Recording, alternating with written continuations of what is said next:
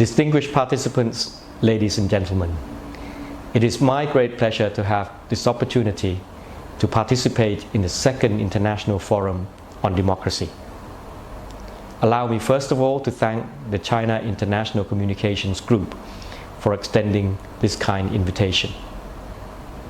Ladies and gentlemen, as we emerge from the global pandemic, we are witnessing rising geopolitical tensions, a war in the Ukraine, and so many stories around the world of political instability and political conflicts. That is why I think it's appropriate for the forum to provide space where we can share our views and ideas about what democracy is and how we might move forward. But whatever interpretations and meanings people are using as far as democracy is concerned and generating all this lively debate, I believe that most people still agree that democracy is still the best form of government, or as others may have put it, the least worst form of government and a desirable one. Let me offer my view. I think democracy is based on the belief that all of us, each individual, has basic rights and dignity, so that we should be able to determine the future of ourselves and our society or country.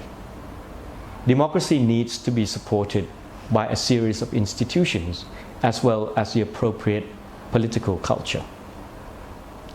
As far as political behavior or culture is concerned, there is need for tolerance so that people with differing views can coexist with each other peacefully and get things done. But viewed against this ideal, it must be said that very, very few countries, if any, can call themselves truly democratic. Even in the West, where many countries have boasted that they have had long established democracies, they're also struggling with a number of challenges. In many countries, the issue of money politics and corruption has eroded faith in government and democracy, where the rich and wealthy can wield influence over policies, often at times at the expense of the majority of people.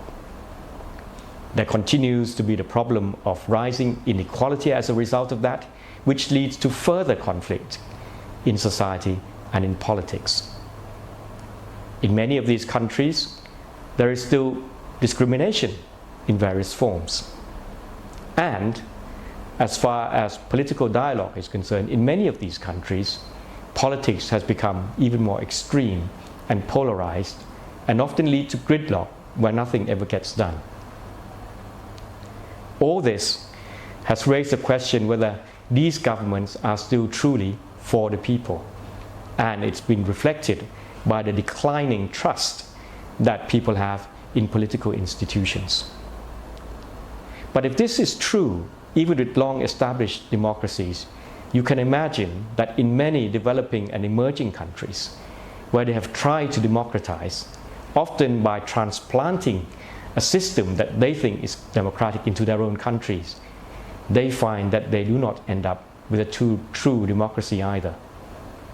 They may have a constitution, they may have elections and political parties in what looks like a democratic form, but often also end up with governments that are not truly democratic and cannot deliver or actually achieve the public interest. My point is, no country in the world can call itself truly democratic. What each of us has to do is to make sure that every country gets its house in order by tackling at the limitations that they have or restrictions that they have that have not yet made them truly democratic. And they must do so by taking into account their own unique cultural and historical environment. That is not to say that international organizations or the international community has no role, but it has to be a constructive one, rather than using democracy as the dividing line, pitting one group of countries against another. What we should do is to come up with democratic standards and ideals that are agreed upon multilaterally and allow these international organizations to play a constructive role in encouraging all the countries to attain such ideals. For me, this is the most realistic and effective way forward in trying to help democratization in the world.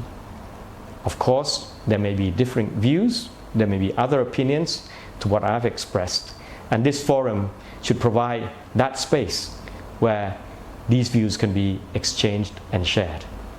I wish the forum every success in our discussions so that we find a path forward for democracy in the world for the benefit of all our citizens.